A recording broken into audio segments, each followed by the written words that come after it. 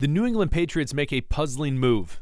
Let's talk about it. My name is Aaron. This is Sports Talk Patriots on the daily, pushing out that content to people just like you, whether they're winning Super Bowls or having an awful season. You're watching, I'm watching. So do me a favor, hit that subscribe button, hit that like button, and comment below. Today, what we're going to be talking about, some odd moves, some odd decisions made by the New England Patriots and Mayo in the game yesterday against the Indianapolis Colts. As well, we talk about some other comments made by Mayo. We know he always makes interesting comments, and we'll see if he walks it back. As well, we're going to talk about the remainder of the schedule, the last 4 games, and we're going to dive into strength of schedule and all those fun things when it comes to the bottom tier of the NFL. So we're going to jump right into it. Mayo and the New England Patriots make a inexplainable decision in the stunning loss to the Colts. Now, this is something I really didn't think about at the end of the game until I really dived in and was reading articles and all these different things and really thought about it. But Mayo decides at the end of the game, remember, he's the captain of the ship. So if they're going to do a trick play, if they are going to go for, an onside kick, if they're going to go for a field goal as opposed to a Hail Mary, he's making the call. He's making the final decision. Much like a doctor in the OR, he is making the final call. It's not the PA, not the nurse practitioner. It is the head doctor in that room. So he's making the call. And instead of going for a Hail Mary, which we have seen all this year, Hail Marys that have landed, crazy as they have been, he elects to go for a 68-yard field goal. 68-yard field goal. Now,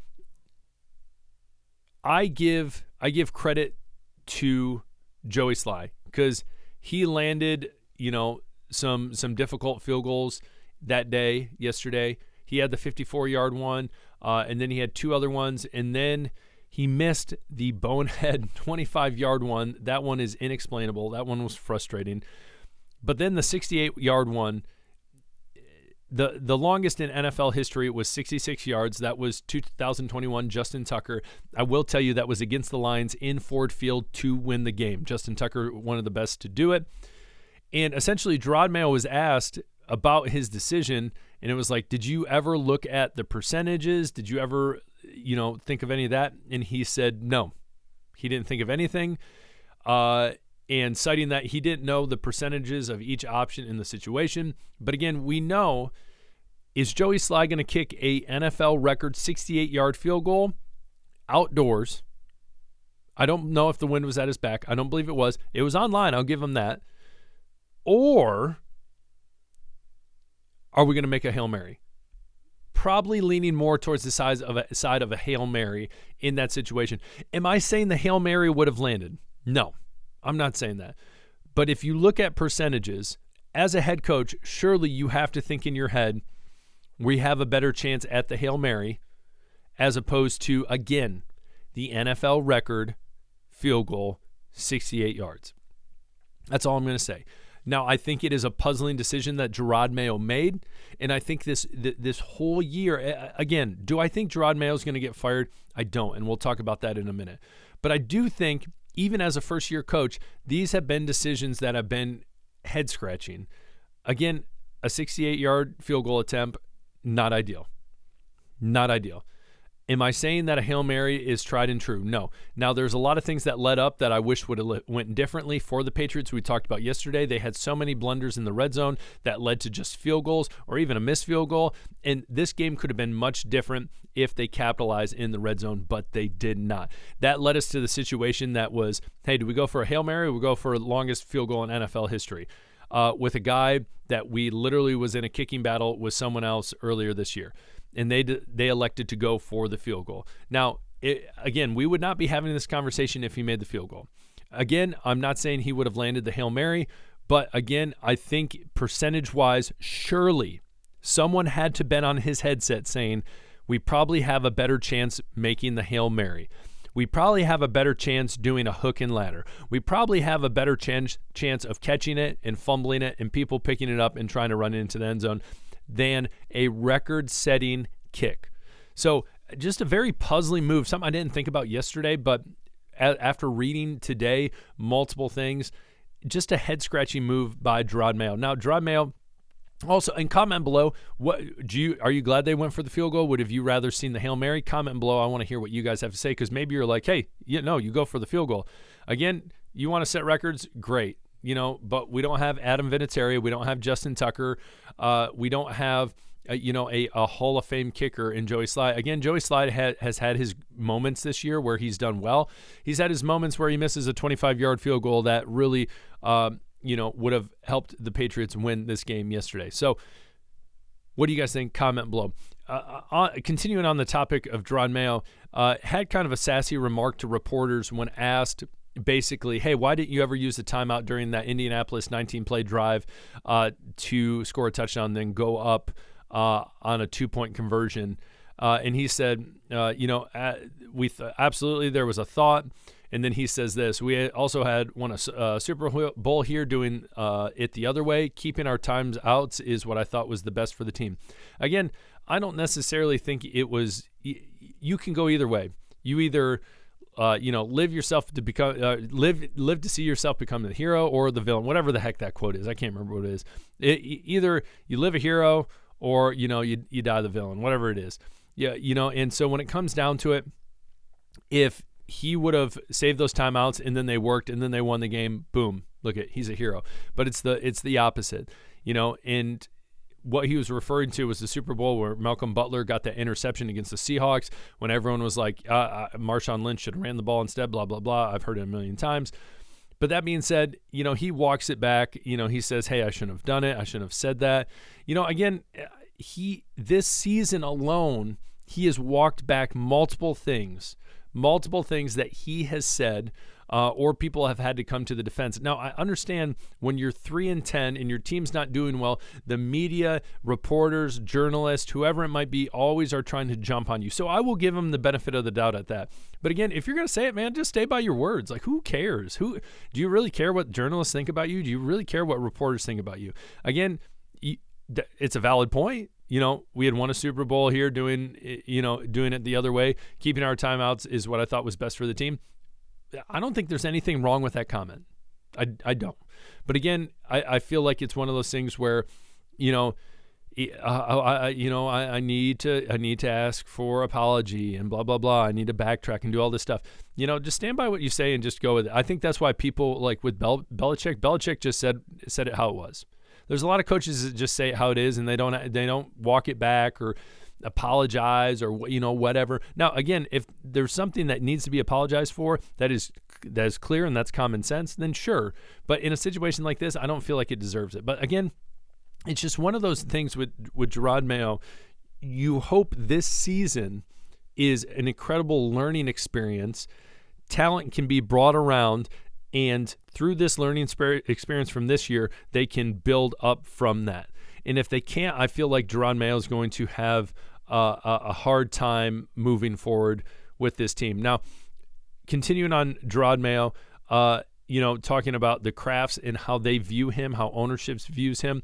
And I think they have understand what it seems like the sentiment is the Kraft family understood, hey, going into the 2023 season, it was going to be rough. Going into the 2024 season, it was going to be rough. So I think they know, hey, this is a part of the process. This is what we have to go through. That doesn't mean coaching changes won't happen around Jerod Mayo. But again, if Jerod Mayo continues to sink this year, which will most likely happen once we look at the strength of the schedule, what's coming up. And then next year, that continues with better assets around the Patriots and around Drake May, then he will be on the hot seat. But again, I do think it's important that you give someone, time to build their system. It is crazy to think that, a lot of times, again, I've used the example of Lovie Smith. You kick Lovie Smith out, and then the next season the Texans go on and absolutely dominate and make the playoffs. So it's crazy. It's crazy to think that. But a lot of people, it's all now. I want to be winning now. And you look at this team and they've had potential to win. They've had their opportunities and they've been squandered. That probably is not only lack of talent, but a lot of new time coaches, especially at coordinator roles. So we will see moving forward. But again, the Krafts comfortable with Gerard Mayo moving forward. Now, we jump into strength of schedule, specifically talking about draft position. Now, is it possible that the Patriots get the first overall pick? 100%. They're 3-10. We jump into the NFL standings, and we see at the bottom, the only teams that have worse records are the Jaguars, the Raiders, and the Giants, but they're all still technically one game behind the Patriots that they have not played. They've all played 12 games. Now, of those teams, let me say this. Jacksonville, Mac Jones is their starting quarterback. The Las Vegas Raiders, their starting quarterback is Aiden O'Connell. And the New York Giants is Tommy DeVito, the Italian, or Drew Lock, whoever it is. But they are all rough. They are all bad. Now, the Raiders, they played the Chiefs tough, but who hasn't played the Chiefs tough this year, you know? And so when we look at the strength of schedule, the remaining strength of schedule left, New England has the hardest strength of schedule. You play the Bills, who are already locked for the playoffs. They are in the playoffs. Boom. Already in an AFC. And then after that, they play the Chargers. The Chargers have a 94% chance of making the playoffs. And then last but not least, they have on the bubble the Arizona Cardinals, who have a 38% chance of making the playoffs. So they literally, their last games are against the Bills, who could possibly win the AFC, the Chargers, who will most likely play the playoffs, and the Cardinals, who have a decent chance of making the playoffs. Now, you look, the next closest one of those teams is the Giants. The Giants have 5 games remaining. They play the Eagles, should be a loss. Ravens should be a loss. Falcons should be a loss. Falcons sitting at, I believe, at 6-6 right now. Let's look at the standings. I believe they're at 6-6. They're at 6-6 right now, and they are at the top of their division as we speak. So we're going to jump into their division real quick, and we go down to the NFC. Boom. They are ahead in their division. They're technically tied 6-6 with the Buccaneers, but when it comes to the division, they have a better record at 4-1, which is crazy. The NFC South always boggles my mind. But anyways, so you look at that, and for the Giants, and again, not with the starting quarterback, Eagles should kill him, Ravens should kill him, Falcons should kill him. The Saints technically are not out of the playoffs yet, but chances are they are. And the Colts, they are hanging on for dear life in the playoff picture in the AFC. Technically, they are not that far behind the Houston Texans, and so it will be interesting to see. Let's see where they have it right here, number 8 on the bubble. So again, I think the Giants, it's a must-win for the Colts. For sure, the Saints, I mean, it is very unlikely they make the playoffs, but that's 4 playoff teams. Besides that, you got to go all the way down, and we find the Jaguars. The Jaguars have the Raiders, the Texans, or the Titans twice, the Jets once, and the Colts. And then besides that, we have, what was the other team? I mean, Tennessee's not great either. The Raiders right here. Raiders have Chargers. Chargers, like we already talked about, 94% chance of making the playoffs. Falcons or Buccaneers, one of them will make the playoffs. And then they play the Jags and they play the Saints. So I guess technically between the Jags and the Raiders, one of them are going to win one more game. And between those two, whoever doesn't win a game, it could possibly be likely that they don't get the number 1 pick. But again, I see the Giants getting the number 1 pick, and then I see most likely probably the Patriots at number 2, Jags at 3, Raiders at 4. That is kind of my prediction as it is kind of coming out right now. Based on strength of schedule, again, it's not looking for good for the New England Patriots. But what's frustrating is I think they have played much closer games than a lot of those teams.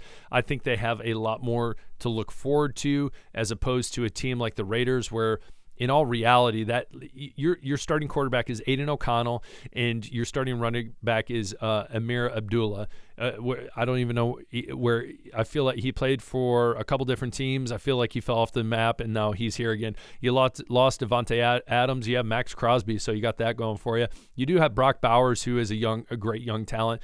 But again, who are you going to build around? You need a quarterback. The Jaguars, yes, they have Trevor Lawrence, but you look at the Giants, they need a quarterback. So there's a lot of teams I feel like that are going to be in worse positions, but it will be the Patriots are pretty much locked, in my opinion, for sure a top 3 pick, if not top 2, if not 1. Just all depends on how everything shakes out. But that being said, comment below. Tell me what you think about that. That was a crazy breakdown of the bottom of the NFL. I'm sure you weren't expecting that. But comment below. Tell me what you think. I appreciate you guys. This is Sports Talk Patriots. My name's Aaron. Hit that subscribe button on your way out. We'll talk later. Peace.